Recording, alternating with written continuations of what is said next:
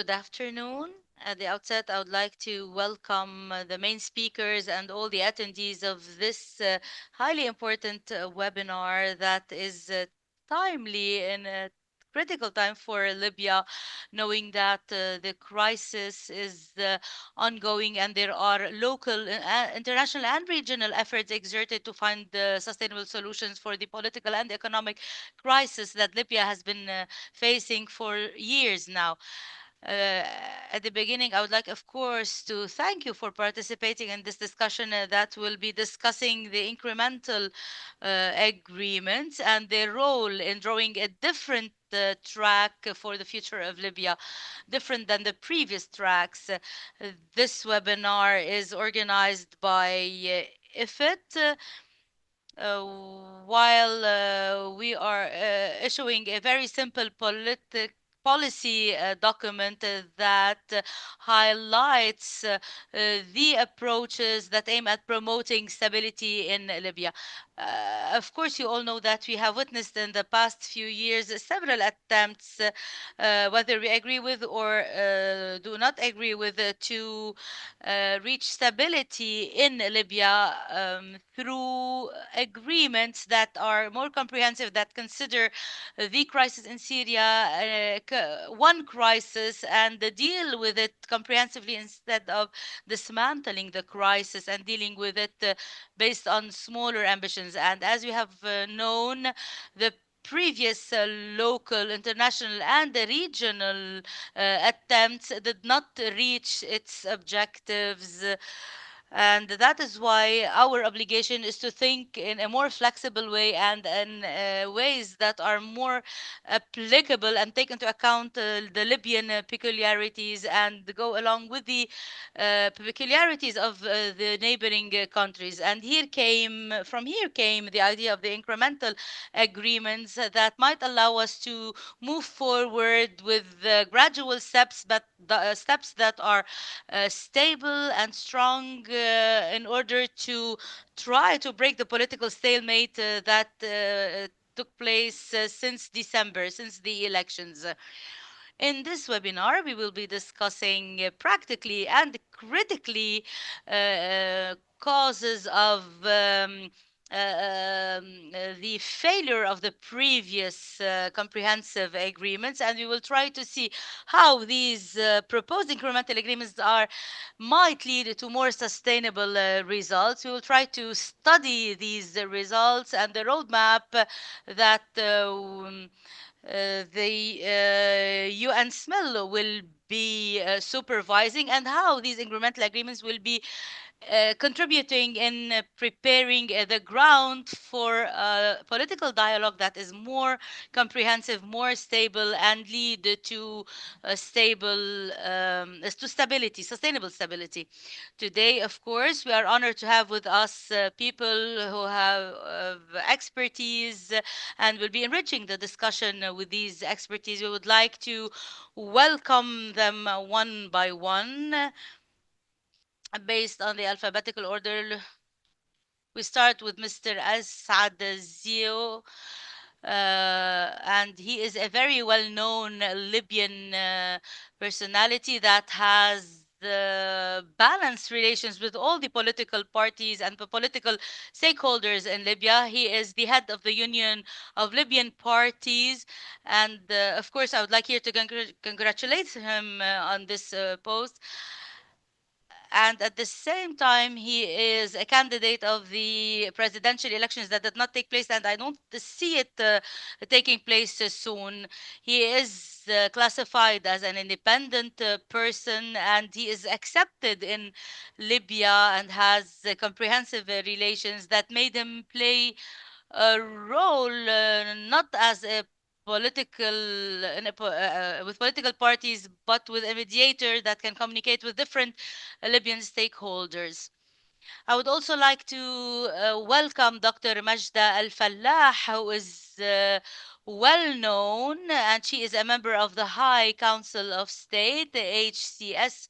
She was before part of the political forum and was an economic consultant for the national constitutional government. She has experience in internal dialogue and in different political tracks that she facilitated, or the UNSMIL facilitated in Libya.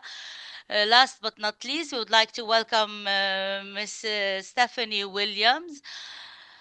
She is also well known, and she is the director of UNSMIL, and she has played a very pivotal role in putting an end to the Libyan crisis. She is the one who was able to understand the Libyan crisis in all its details. We would also like to congratulate you for publishing your new book, Libya After the Gaddafi, who will be published soon in London. And of course, this book deeply analyzes and objectively actually analyzes the situation based on her experience as a person who is expert and also included the opinions from the local leaders, and spoke about her experience in Libya before 2019. She has taken a decision to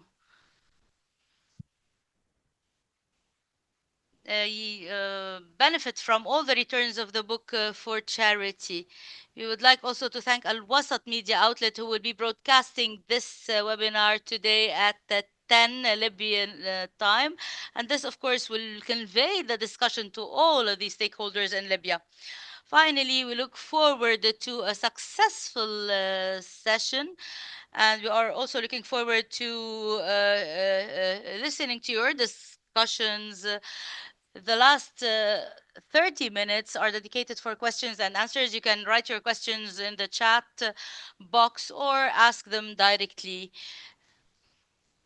We will start by discussing the incremental agreements as a way towards stability. We will start with the first part of our discussion. How can incremental agreements be or lead to stability? I will ask three questions. Dr. Asad and Dr. Fallahi will answer the questions and give us their vision in 5 to 10 minutes, and then we move to another axis. We can start with Mr. Asad. Mr. Asad, there are three important questions that might need your uh, vision.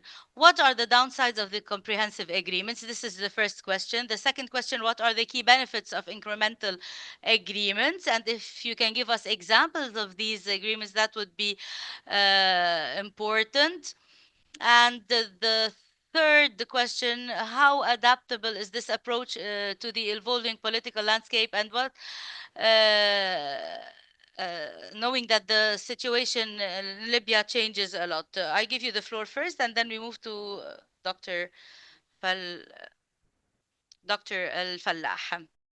Thank you, Misbah, and I welcome Mrs. Stephanie Williams and Mrs. Majda and all the attendees of this webinar.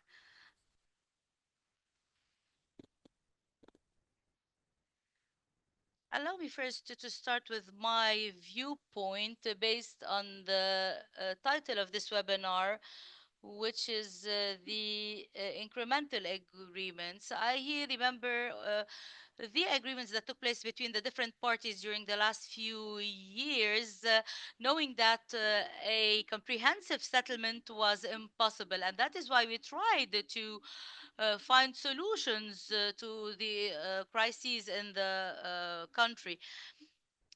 I prepared a document or a paper that speaks in general about the incremental agreements in Libya, and it is entitled Temporary Settlements or Expansion of the Crisis. The problem started in Libya after the transition period in 2011, and as a result of the change that took place in 2011, that was different to what was called at the time the Arab Spring, and as a result of the use of force in Libya and external intervention, the treatment was different than, or the situation was different than other countries that witnessed the Arab Spring.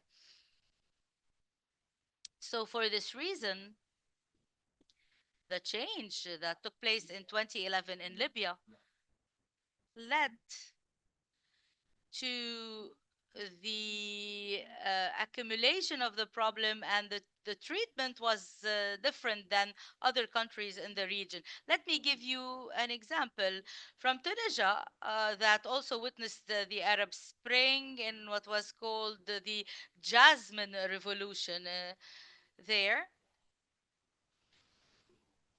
in 2010.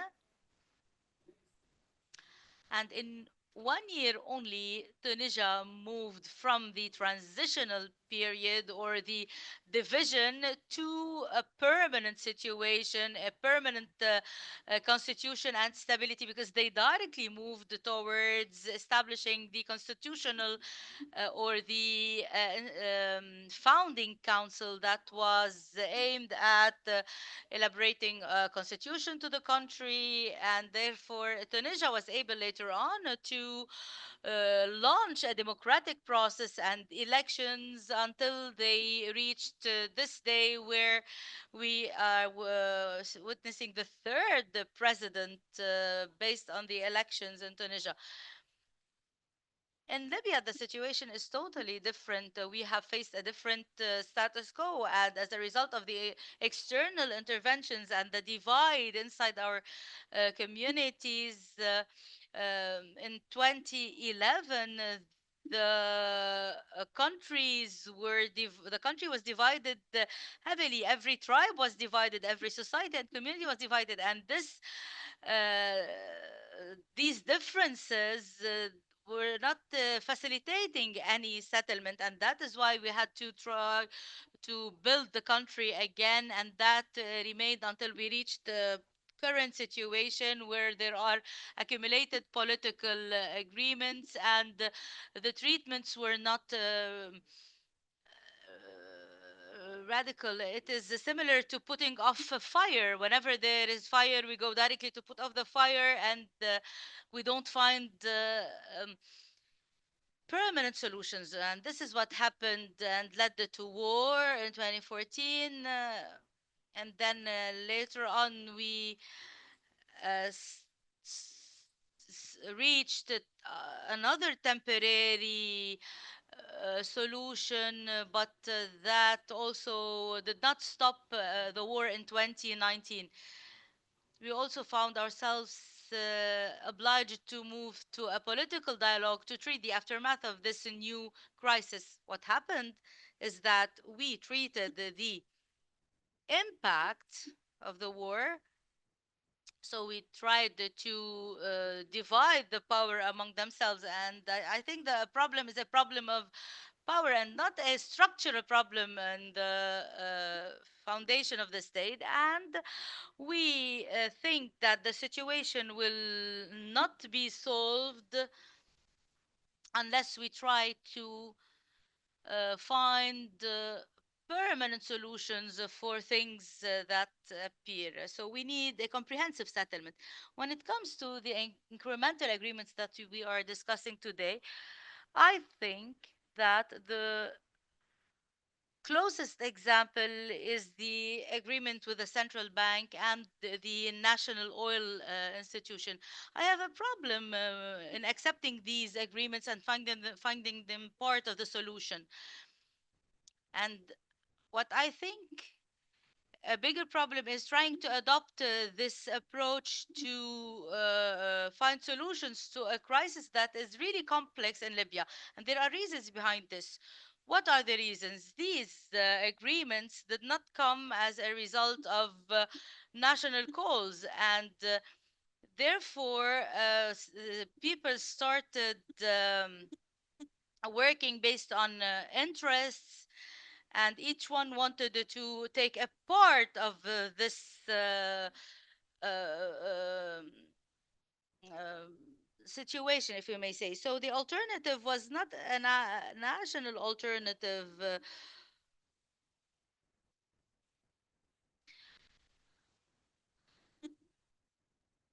And that did not take place through the institutions. And this is something that we need to talk about. When we speak about incremental agreements, I might accept them if they go through institutions. But what is taking place are incremental agreements between individuals, and the institutions have nothing to do with them.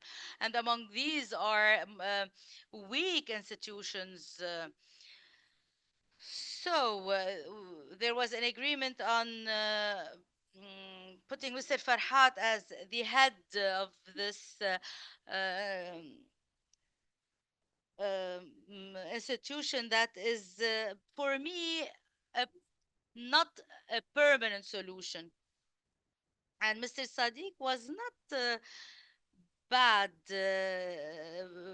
or if he caused any problems in leading the central bank. These are problems that are there for 14 years.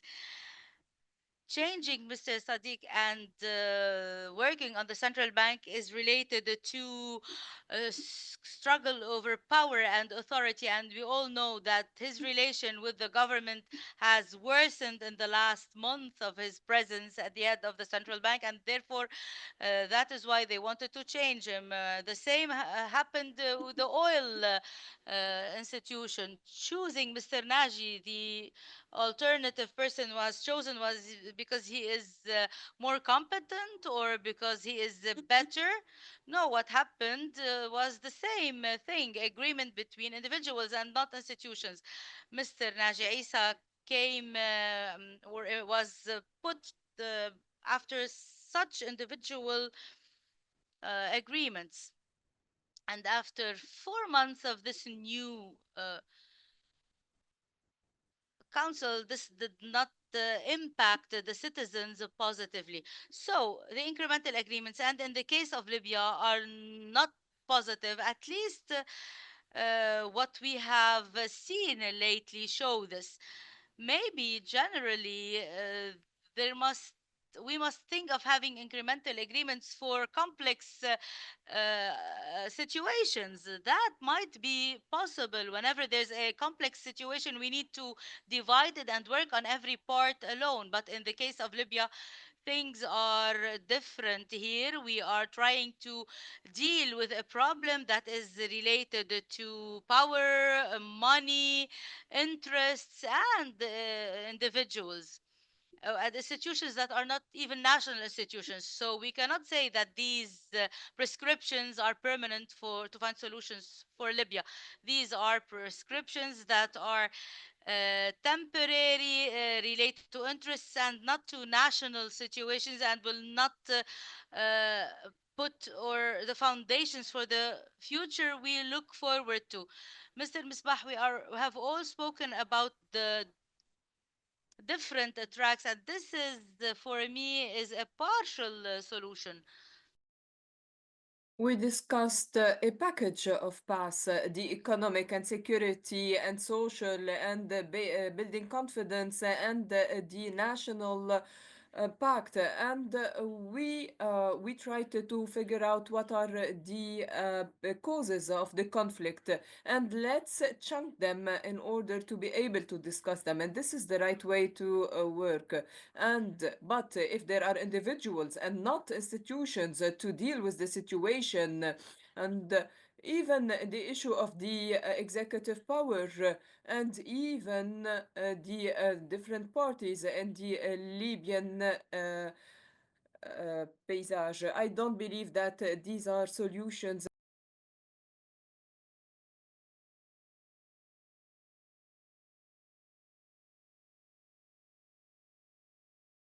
Thank you, Mr. Assad, for this overview of the situation. Now we will move to Dr. Majda Falah, who will also answer this question and give us her view uh, and vision, particularly that she is a member of the High Council of State, and since she has political experience before she was a member of the High Council of the State. Dr. Majda, once again, you're welcome. And I will ask again these three questions we would like to know from you, especially when it comes to the political agreement at Fakhs Khairat and others, which which were not effective, and the crisis took place again for several reasons. And what are the benefits from the incremental agreements that could lead to comprehensive agreements? The third question: what is the capacity of these agreements to adapt to the changing situation in Libya? Thank you.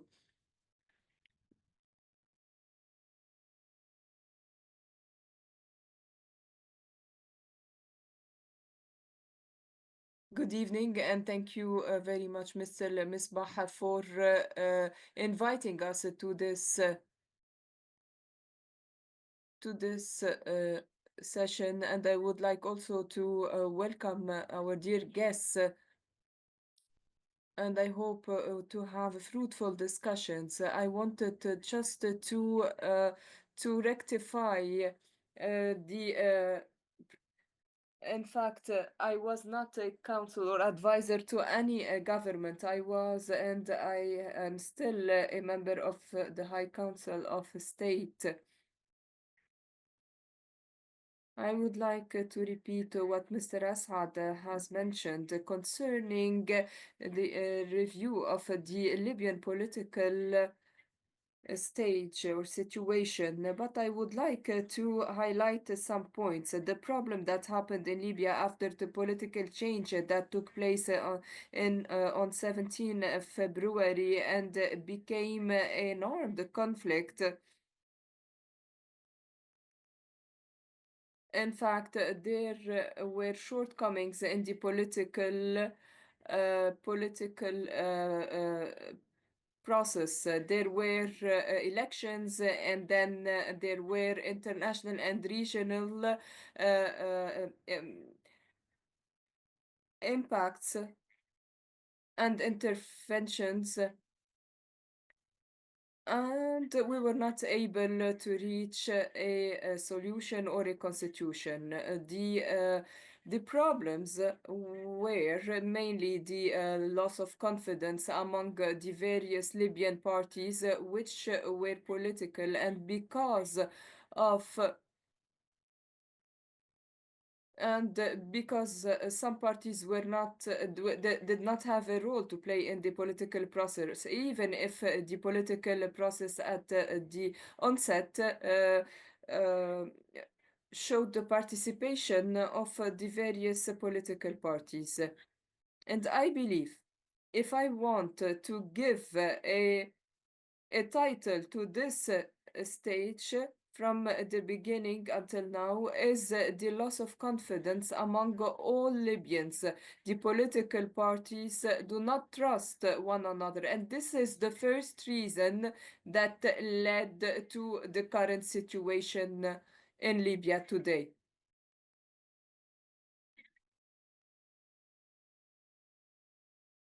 As this loss of confidence led to a conflict, and we can say that there is a triangle to this conflict.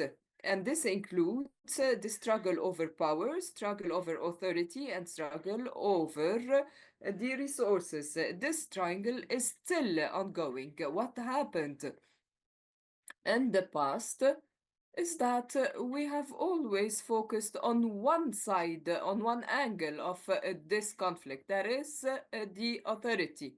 There is the comprehensive agreements, if we can say that these are comprehensive.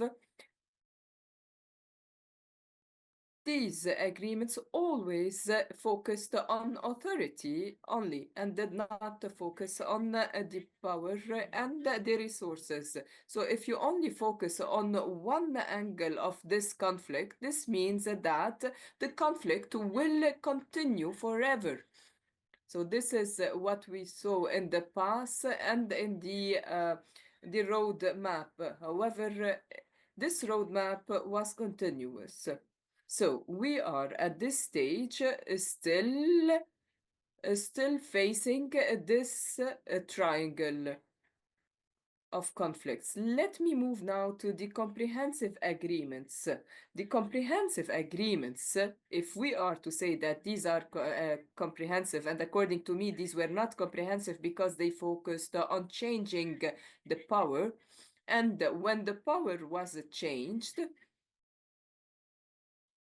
these agreements forgot or were not keen on implementing other items in the agreement. For example, there was a political authority, and the agreement included also items that focused on drafting a new constitution. But when the new power was in place,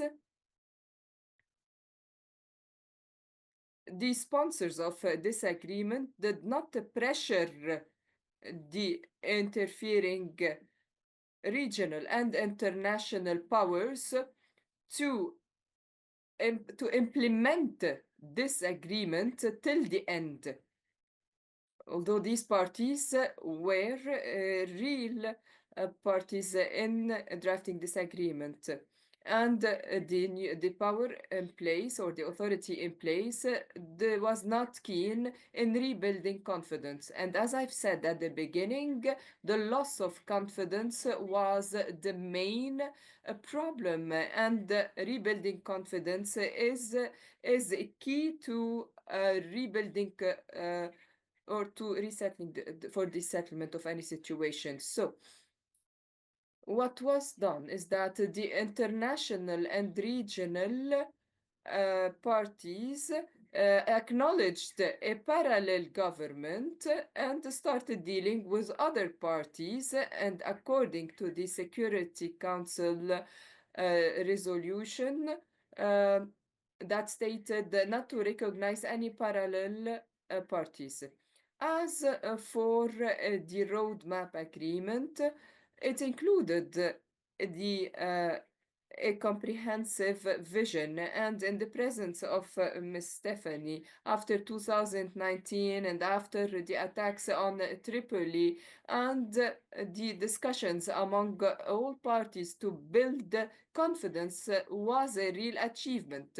And we focused, in addition to changing the authority or the power, to have other actions and procedures until we reach elections and have guarantees to have elections. Unfortunately, uh,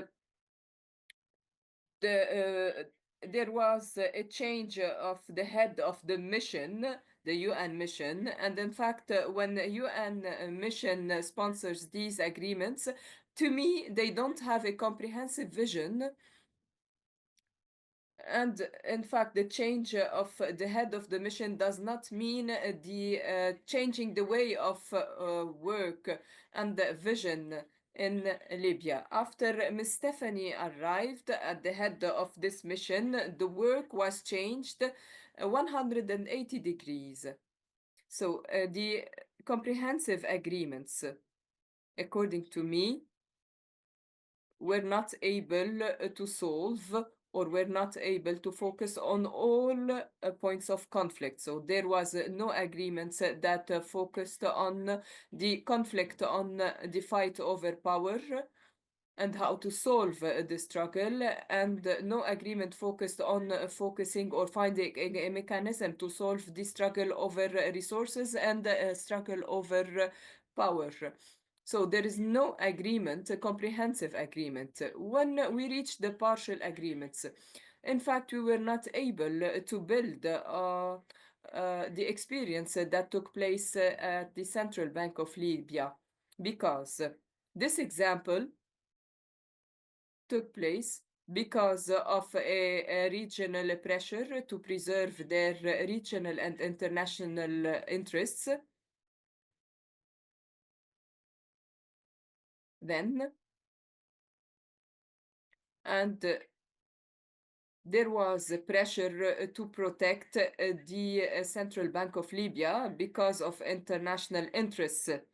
And from another point of view, if there was a settlement between the regional and international actors to find a solution in Libya, this would have been possible because Libya has a geographical location that makes it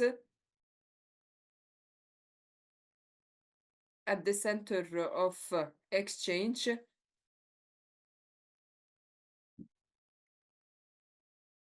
That is why we saw that Libya entered in international and regional equations. As for partial agreements, if they are part of a comprehensive agreement, I believe that this can be also a part of the solution in Libya. But if we say that these are partial agreements and we take, for example, the authority as a part of this agreement to divide power and to divide resources, so to take another partial agreement or to share the authority, I think that this won't work because, as I've said, the loss of trust makes parties, if they sit to discuss the authority, will have to discuss also resources and power. So the conflict will go on around these three angles. That is why we need a partial agreements under the umbrella of a comprehensive agreement with clear steps and vision. And the national and local actors, unfortunately, I'm saying that, are pressured and uh, and are under the influence of international and regional actors, and this makes the comprehensive agreement or makes it need the agreement of regional and international actors and can be the comprehensive agreement can be divided but through this agreement and by building confidence among the Libyans, and this is a main component to solve the Libyan crisis. And we see that witness developments on a daily basis in the Libyan scene. And if Libyans sit around the table and discuss all these problems related to power, authority, and resources, they would be able to reach understandings and solutions. And thus, we'd be able to have partial agreements under a comprehensive agreement. Thank you, Doctor.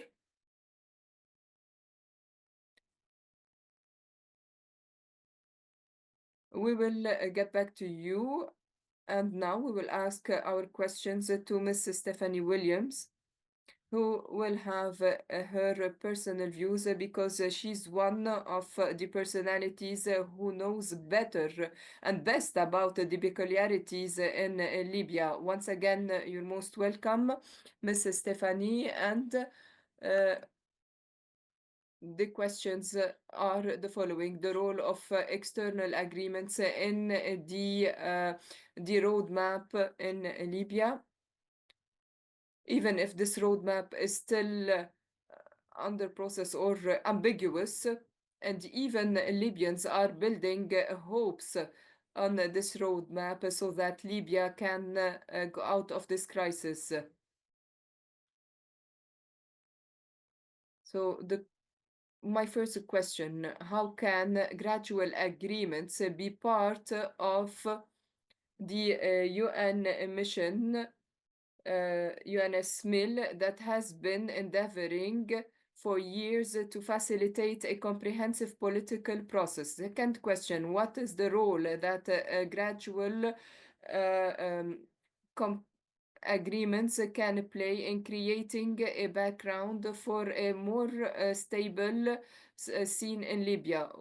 Third, what are the mechanisms that can be adopted to implement any of these gradual agreements or any type of these agreements within شكرا the مصباح، framework وأود of أن UNSMIL أشكر or مؤسسة any دعم الانتقال parallel المتكامل process? Miss إيفيت Williams, the لتنظيم mic is هذه yours. Thank you very much, Ms. Bah, and I want to thank the Institute for Integrated Transitions for hosting this webinar. I also want to, really salute and say hello to Dr. Majda and Syed Assad, both of whom I got to know very, very, very well. So thank you for this invitation.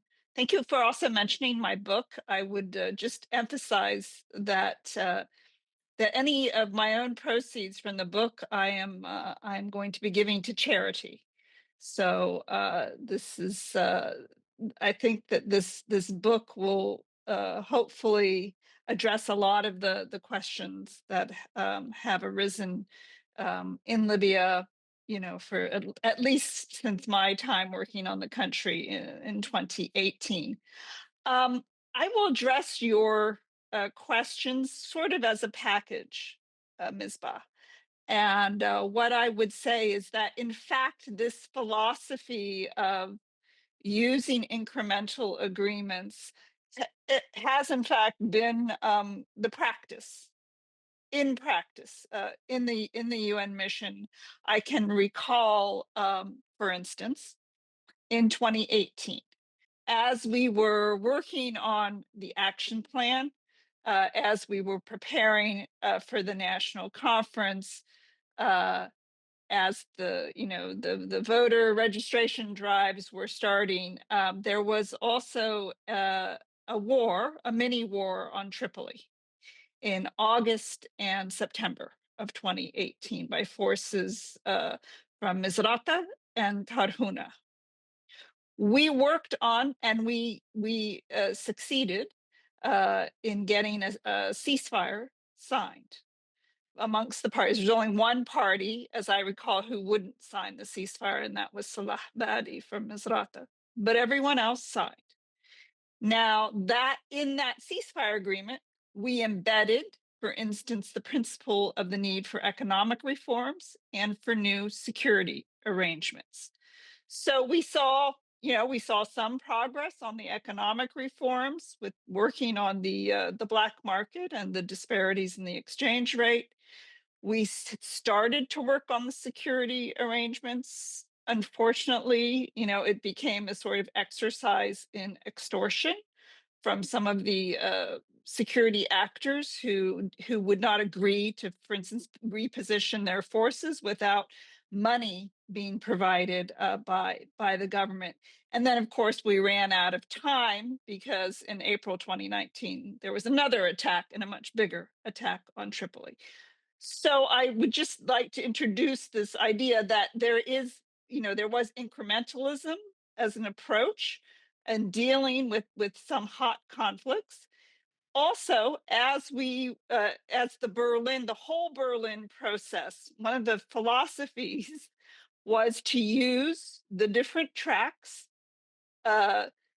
to not they were not mutually contingent, but they were mutually reinforcing, so that we would address if there was an issue that had arisen in, for instance, the economic track. And I can recall in December of 2020, we used the economic track.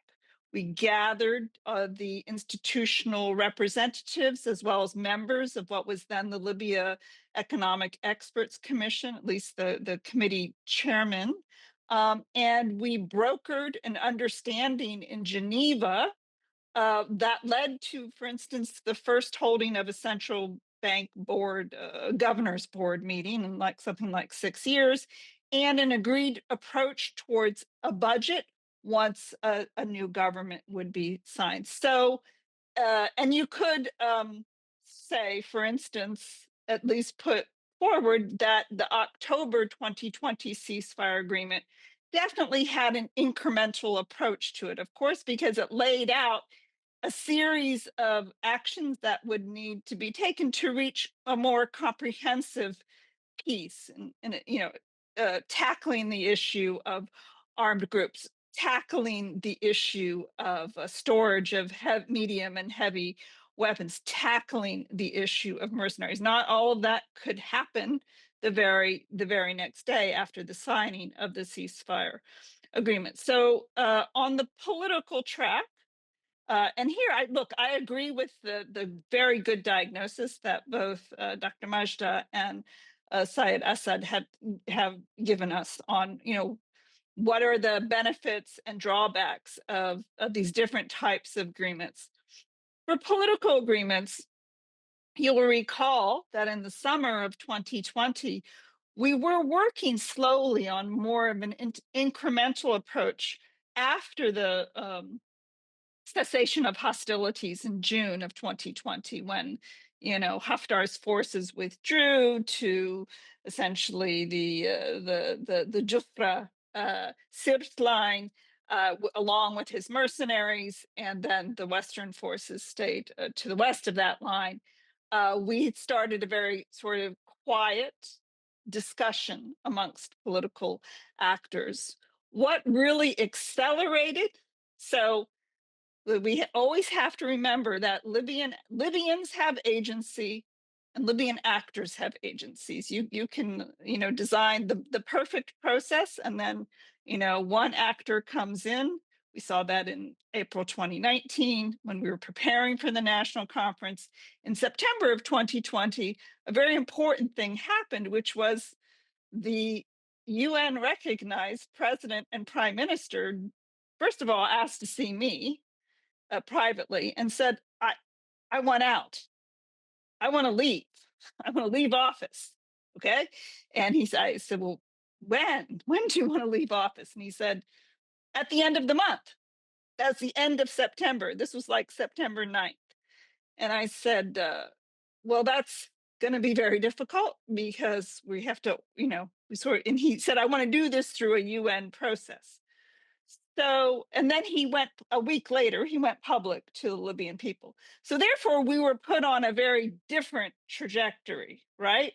Towards a process that led to the Libyan Political Dialogue Forum.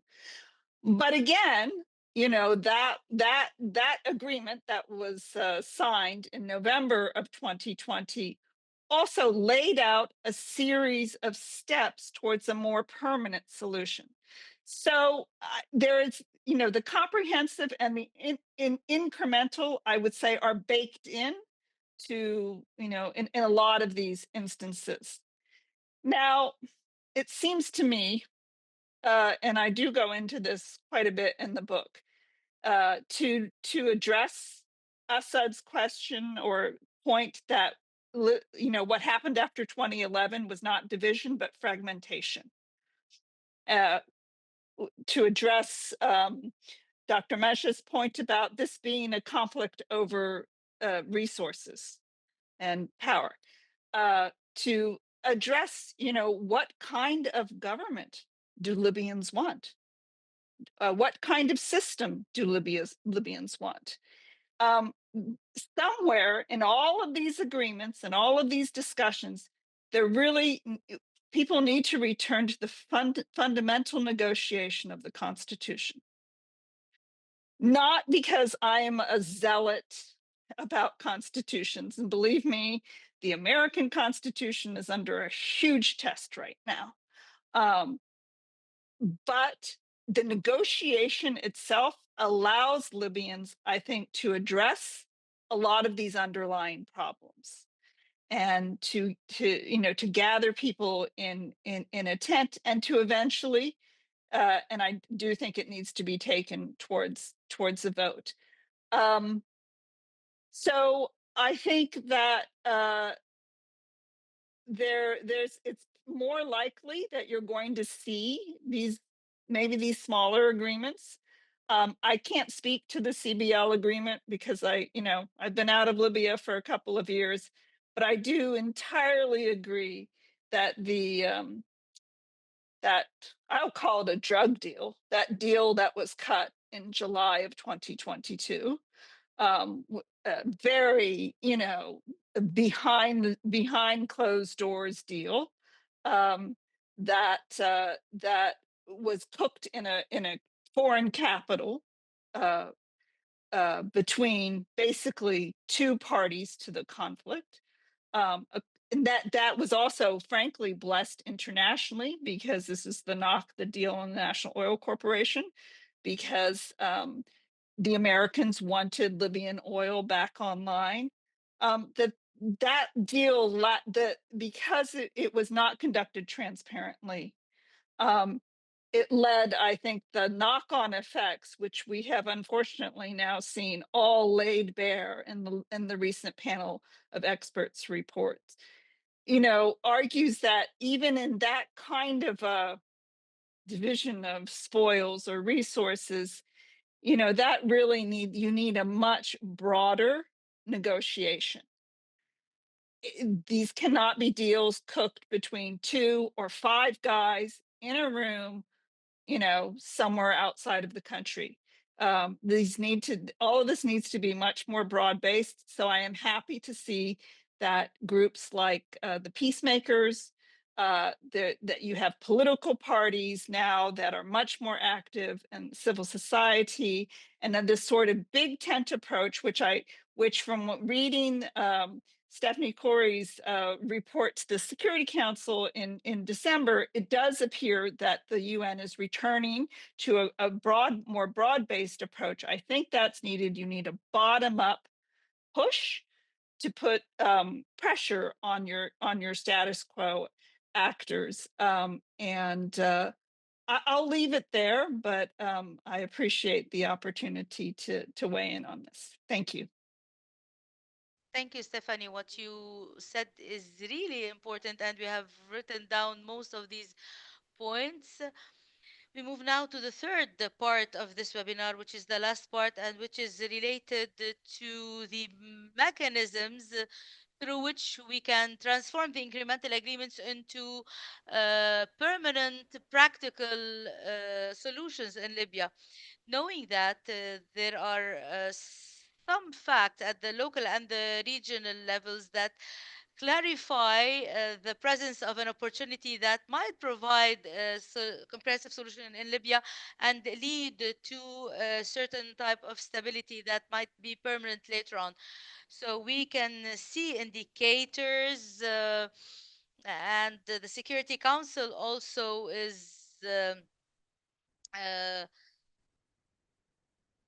uh, maybe sending indications or signs that there is a certain consensus around a permanent solution that might take place in Libya.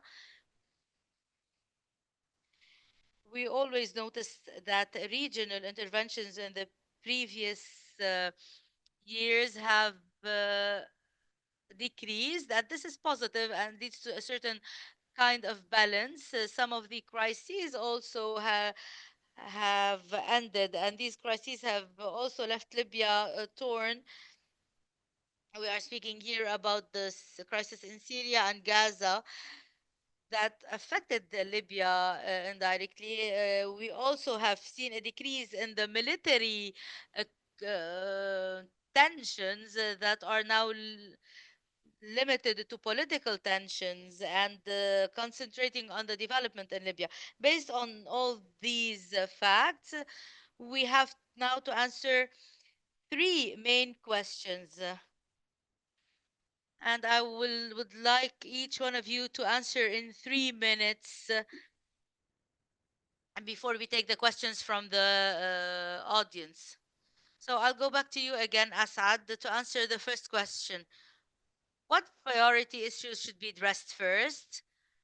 If we really relied on the incremental agreements that can be turned into tangible solutions. The second question, who are the key actors that might be participating in implementing this approach? And the third question, how can these agreements be sustained to avoid becoming temporary fixes or solutions?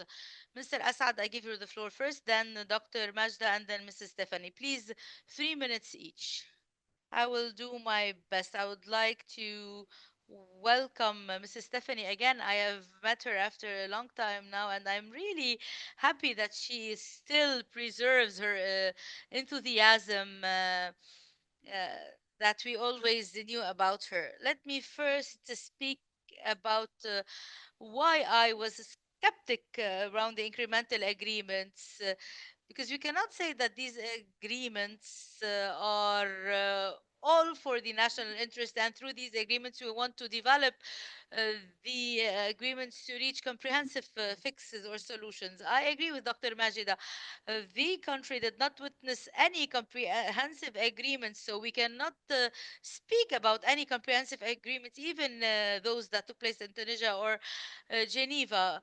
I opened a dialogue, Mrs. Stephanie, in one of the meetings. At the time, she was in Libya, and I told her we unfortunately go to the dialogues burdened with problems, and the drivers that made us go to these dialogues is to reach a stage where we share powers.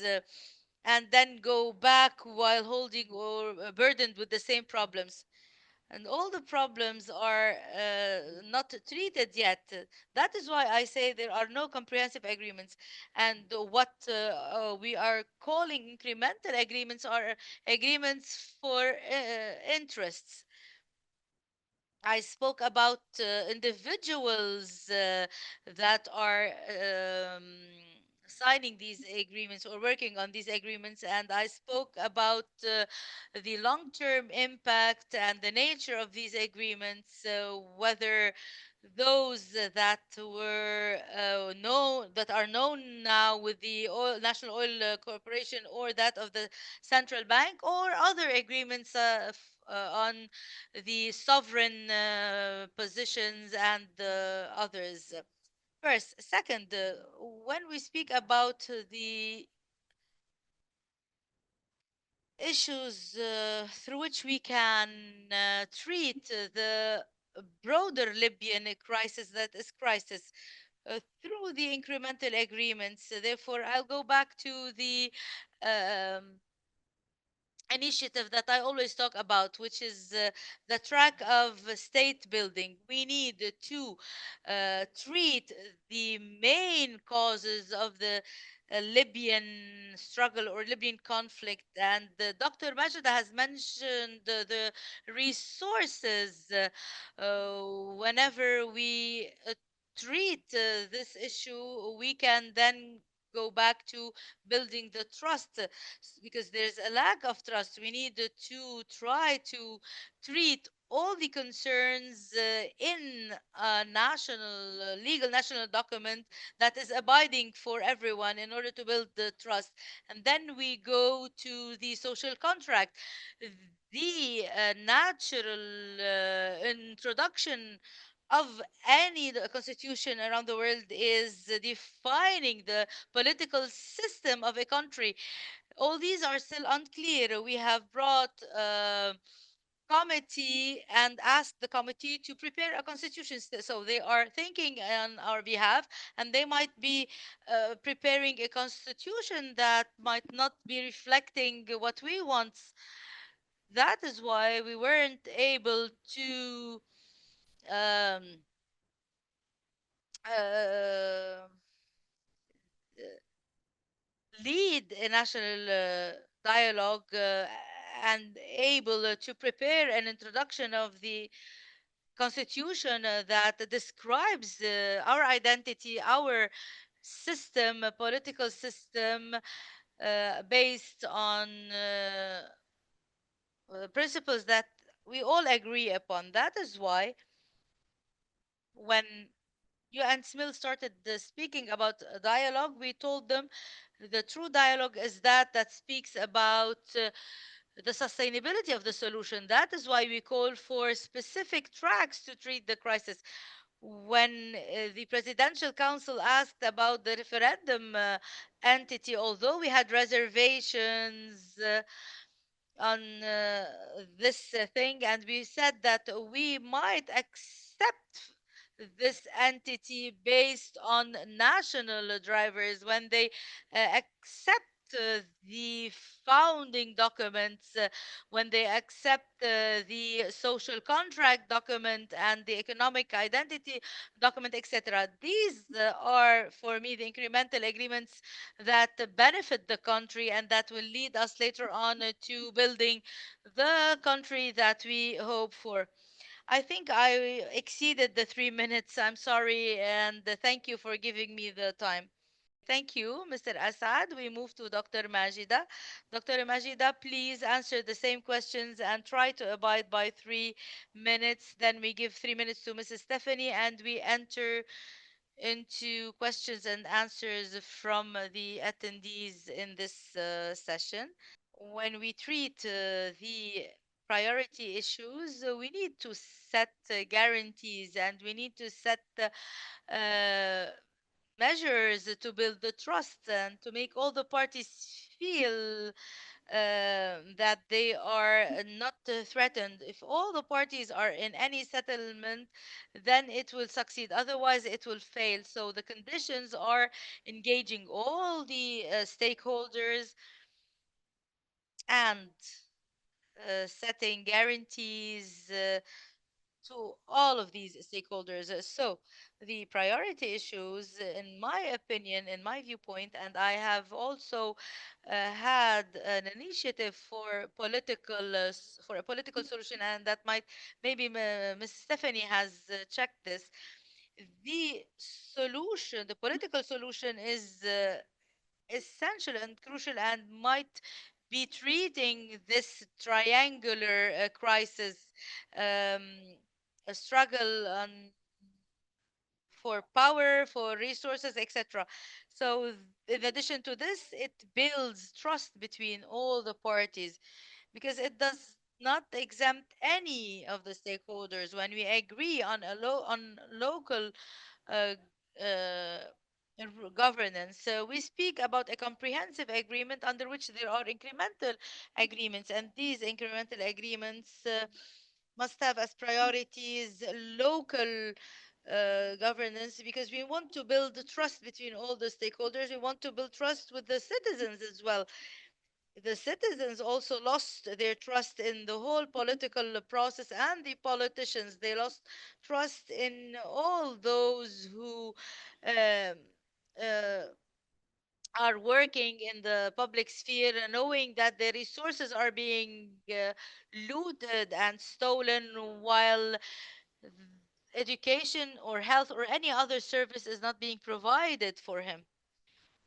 So, how do we rebuild the trust with the citizen in order for this citizen to uh, participate in any political solution, because we do not want the solution to be limited to the political elite. We want the solution to come or to be controlled by the elite, but that engage all the citizens. Priorities are the self-government because the authority will be divided and the resources will be divided in the governorates, and there will be a sort of power from the citizens as well as accountability from the citizens to their governors. So there is a fragmentation of the centrality that is present now, and which the struggle or conflict revolves around the three angles that we've mentioned. So, the control or management of resources in the various regions will guarantee all services needed by the citizens, and this will lead to sustainable development. And by doing so, we will have achieved several of our objectives. The second issue is the constitution, which is still pending in Libya, and we can't go further without a constitution. There was a popular will for and the Libyans went for elections, and they elected a committee that will propose the constitution, and this proposal will be agreed upon so that we will have a new constitution. So we can't we can touch upon this, right, because this is the popular will, the people's will, and this is followed by a third issue. Okay, so if there is a comprehensive dialogue that includes this problem, that is the constitution, and to have decentralized power, because this way the conflict will be mitigated, because the resources are divided, especially that Libya has large swathes of land, and it is not possible to have a centralized power. And and uh, and uh, and citizens won't receive services equally, and thus there is no justice in the distribution of services. And the title of conflict, I will repeat and reiterate, is the loss of confidence, and we need to restore confidence in every step and stage. So I am with incremental agreements that take into consideration of all these points. Thank you, Ms. Majda. And now we will move to Ms. Stephanie, and if you have questions, please ask them in the Q&A, and we will ask them briefly. And we hope that the answers or questions will be related to our topic today. Miss Stephanie Williams, I will ask you the same questions, the priority issues that can be tackled, and the parties of these agreements, who can they be, whether institutions or authorities or parties or others, and what are the guarantees? Please, the floor is yours. Thanks again, and I will be brief. And I just want to associate myself very strongly with both what Dr. Majda and Syed Assad have said, especially with regard to decentralization. And I'm very glad, Syed Misbah, that your paper addressed this issue. And it just reminds me that going back to 2018, when we had the national conference report and the meetings that were conducted by the Center for Humanitarian Dialogue, it was loud and clear. It came through that Libyans do not like over centralization. They want decentralization. I'm glad to see that there is a resumption of municipal council elections. It's why we mainstreamed into our political dialogue in 2020. There was a track for the mayors so that they could report to the dialogue.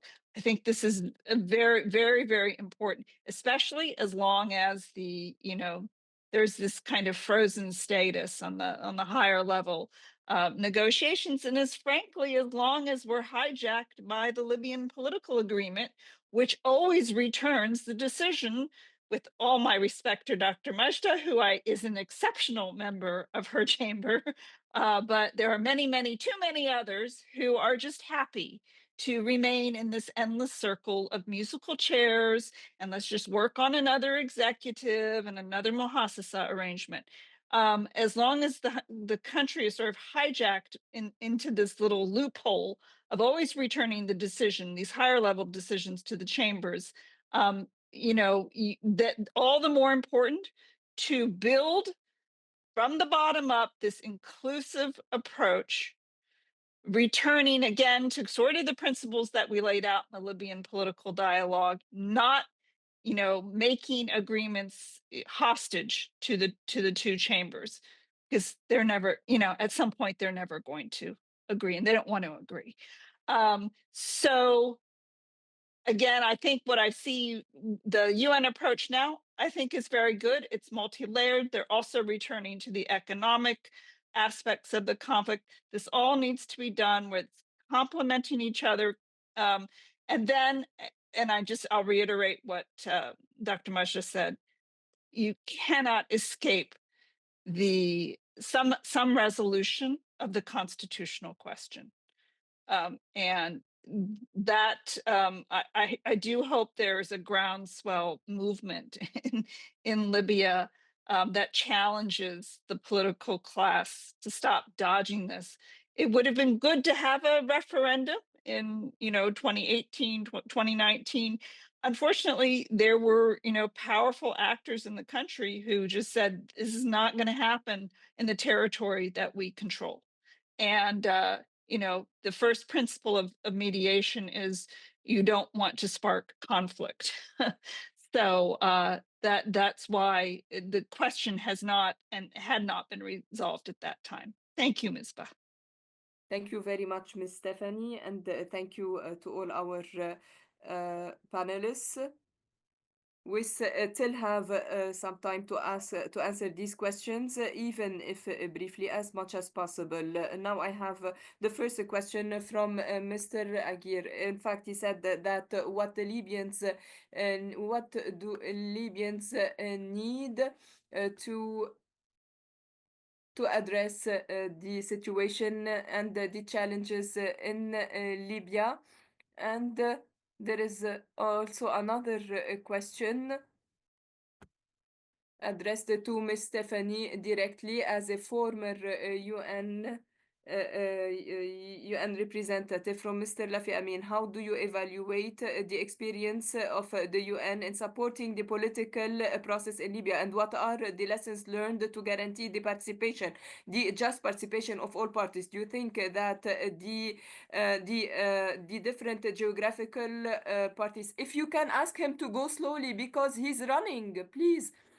And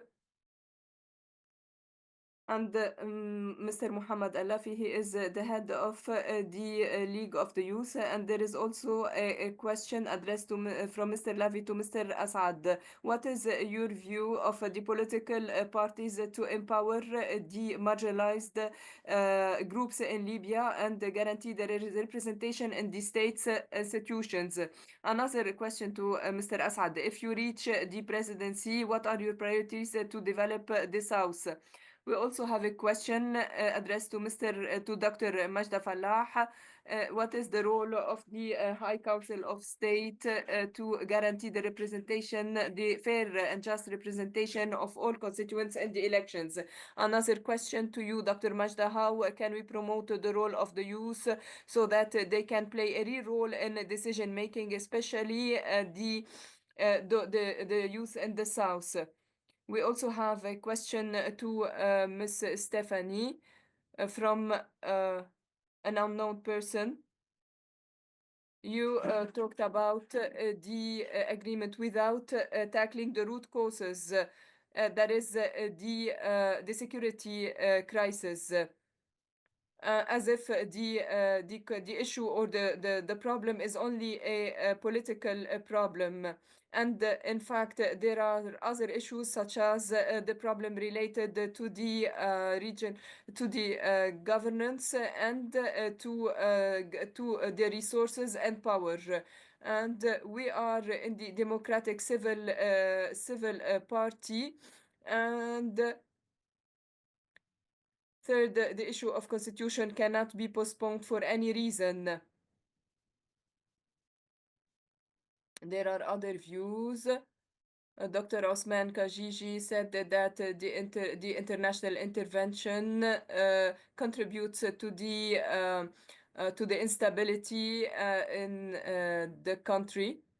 We're really sorry for not being able to take more questions, but please, if our panelists can answer the questions, we will start with Ms. Stephanie. If you can answer the question, then we will move to Mr. Asad and finally Dr. Majda. Please, Ms. Stephanie, the floor is yours. Can you please answer the first question?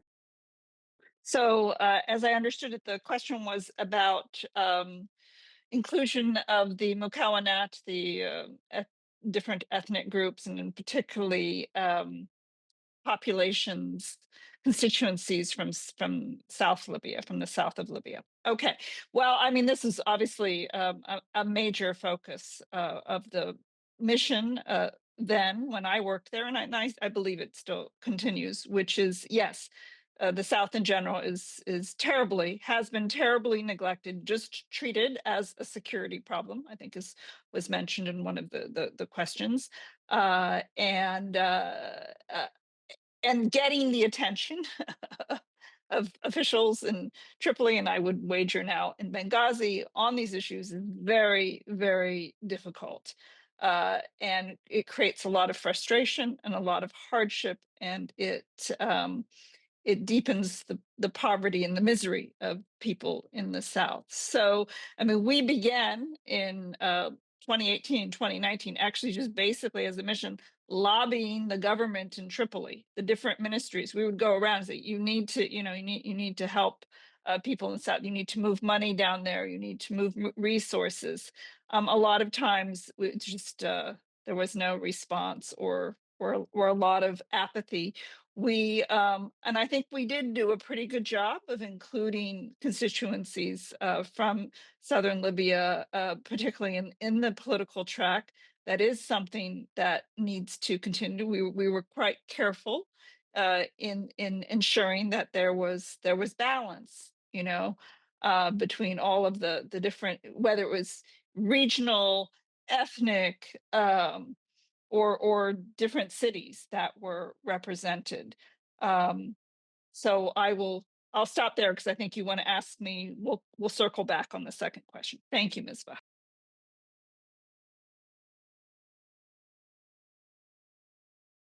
Thank you, Ms. Stephanie. Mr. Asad, can you please answer the question which was addressed to you? As a head of a party, what is your view of the role of the political party in empowering the vulnerable groups so that they can be represented in the in the institutions of the state? Second question: if you become president, what are your priorities to develop the South and guarantee its participation in the government in an effective manner? Thank you. Maybe first, I did not hear the question properly. In fact, I would like to start by saying there can't be a real political life without political parties. And some are talking about the proliferation of parties, and I don't see that this is true. On the other hand, since these parties are going through election, a lot of these will not survive, and only those who have resilience and can offer something will be able to survive. As to the cultural diversity and dealing with the different cultural constituencies, I'm saying that in the thriving communities are those who were able to benefit from the diversity. And thank God that our communities and society is diversified and is diverse. And diversity is a source of strength. And whether we have the Tawart and Amazik and others, and here we're talking about civilizations, various civilizations, and these can be a source of strength and power. And this forms a beautiful mosaics that includes the beautiful and various civilizations. And here we can talk about living together and coexistence and really benefiting and so that this diversity can be a source of power. As to the issue of the South and how we can As deal with the to South, dealing with this, motivate the Libyans to think of alternatives for sustainable development or other economic alternatives. They only cared about the oil, about exploiting oil, and we even weren't able to exploit this properly and use it in development and economic development. We only use this oil to buy food and etc. Libya has a very important geographical location. Libya has a wonderful uh, wonderful situation, geographical situation, and we weren't able to benefit from this economically. We can benefit from the solar energy. We could benefit from the agricultural resources. And this could lead to a diversified economy that will be positively affecting all the Libyans in all the regions. So, having sustainable development is the basis, and I think this should be based on scientific studies. We need to study the Libyan needs, the peculiarities of every region, the needs of every region, in order to reach this sustainable development. So I think that this is a project that requires to be studied further and deal with it based on that.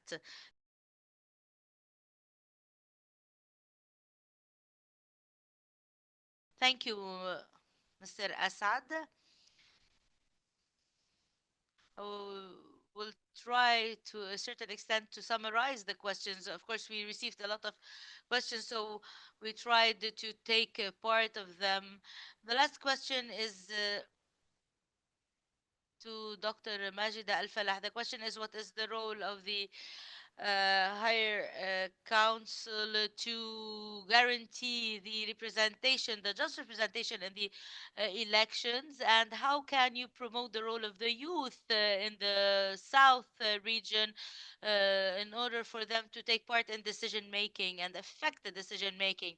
I will try to be brief, but before we answer these questions, there was a question by Dr. Agil concerning the challenges and opportunities through the political process launched by the mission. I think there are challenges and opportunities at the same time. The challenges are making this political process possible. We are with breaking the political stalemate in Libya because the mission has launched this process, but this mission has also to take clear steps based on a vision and work on mobilizing support for this process, whether from the local, regional, or international stakeholders. This is an opportunity. The challenge is not receiving any support later on and just launching without supporting later on or receiving any support at the local level, because we have seen this before. We always have seen launching of any processes and then things stop and the international parties stop supporting the whole process, and therefore the process loses its enthusiasm, etc. So this is a challenge in itself, and we hope that this launching is part of a comprehensive process, transparently conducted with no ambiguity whatsoever, um, while engaging all the parties, because it is a true opportunity that we hope we won't be losing it. Because it is not a part of a comprehensive mission. As to the role of the council in engaging all the components, I think that the constitutional basis draws the line for elections, and any constitutional basis that does not engage the youth will fail, because the elections need to include all the citizens. But as to the youth in specific, I know that the youth has an opportunity to be part of decision making through uh, working in at the level of the local authorities, working in the municipal elections or preparing for the municipal elections, because this is how they will be gaining experience and play a role in decision making in the future. This is how they will be gaining the trust of the citizens, and at the same time we will be building leaders for the future whom we are really in need for to practice politics based on feeling with the citizens, and when they feel with the citizens they can convey this feeling whenever they reach the parliamentary seats and other positions. So sustainable development also can be possible, and this is how we can gradually get rid of oil as the only resource and find or search for new resources. And we know that in every region there are resources that can be invested in, that can use the youth's talents, and through which they can make decisions. Thank you, Doctor. It's 5:23. We still have 7 minutes only. One last brief question, and I also would like Mrs. Stephanie to answer in 1 minute. The question is the work of the committee 5+5, and that committee succeeded in a ceasefire. But when it comes to unifying the military or security institutions, there are no clear ideas. Are we in need for another type of agreement that lead to unifying between these two institutions? Are we in need here for comprehensive or incremental agreements? Hard to do in a minute, but yes, I mean the 5+5, that whole agreement really got off to a very good start. There was sort of a lot of momentum, and it certainly gave a push to the political agreement. But yes, it did encounter obstacles. I think it's good that the 5+5 is still together, that they meet. The challenges that they're facing are a lot bigger than just the 10 generals who are gathered around that table, and they go a lot to the overall paralysis in the country, and this zero sum approach that key figures are taking towards the future of the country. So I think that the elements of the ceasefire agreement, the main areas that it tackles, are still very, very pertinent. That there does need to be, I wouldn't even say, unification of military and security institutions. We're talking about creation of military and security institutions at this point. And again, that's going to need a lot of societal community, an inclusive buy-in to the vision of the role, which we know that the role of the military and security institutions played historically, particularly during the days of the regime, were very negative. So to overcome that and to build institutions of trust, I think is a major issue. So yes, maybe incremental agreements along the lines that we've been discussing are a way forward for that track. Thank you, Mrs. Stephanie. Thank you also, Dr. Assad and Dr. Majda. I will try to summarize the main points we mentioned at the end of this session. Mrs. Stephanie concentrated on the content of the incremental agreements, and she also indicated the approach of the UNSMIL that aims at leading to consensus, and that will lead to a conference and to incremental agreements. And these agreements were able to put an end to or to cease or led to ceasefire. She also noticed that the negotiations could treat several problems in Libya and reach real agreements that achieve peace. Permanent peace. Dr. Fallah mentioned why the previous agreements were impeded, and she also mentioned the lack of trust because there's no trust between the different parties that are negotiating the Libyan crisis. And she also has given a very brief analysis on the importance of building trust before calling for any comprehensive agreements. And she also noticed that she does not agree with the comprehensive agreements, and we cannot even call them comprehensive agreements because they were built on dividing of interest and power. And most of the previous dialogues also spoke about this division of authority and power. Dr. Majida also mentioned that the international community has opposed some of the political agreements that were partly effective in Libya. And we can say that the international community and some countries played a negative role in Libya because of intervening in these agreements, or if they did not recognized these agreements or part of these agreements, and she also noted that the previous efforts weren't or they did not build on the previous efforts, and all these efforts went in vain, unfortunately. She also mentioned that if the incremental agreements were part of comprehensive agreements, they could be part of the solution. Mr. Assad also concentrated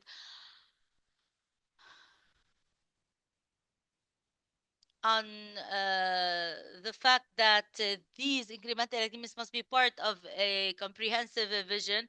And he mentioned that most of the previous comprehensive agreements concentrated on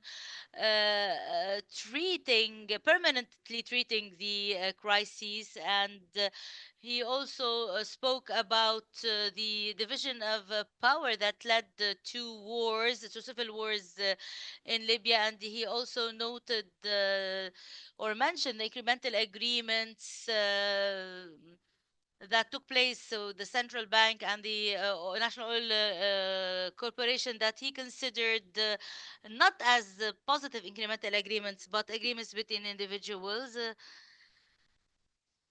And he also spoke about the fact that dividing power will not lead to stability in Libya, and that this is something that has to stop, and we need to concentrate on dealing with the drivers of tension, in addition to treating the causes of the conflict. And most of the speakers agreed that the main cause of this conflict is conflict over resources, and therefore there must be decentralization. We must work on the local authorities on dealing with these issues, and we must work on building trust, maybe through a national dialogue. Mr. Assad also spoke about the social contract that needs to define the common factors between the Libyan people before starting to draft a constitution. We need a social contract before drafting a constitution. He also talked about guarantees such as expanding the constituency in Libya through local rule, not directly, because it is not logical that 7 million people can take part in the dialogue. However, their participation can be indirect through local mechanisms.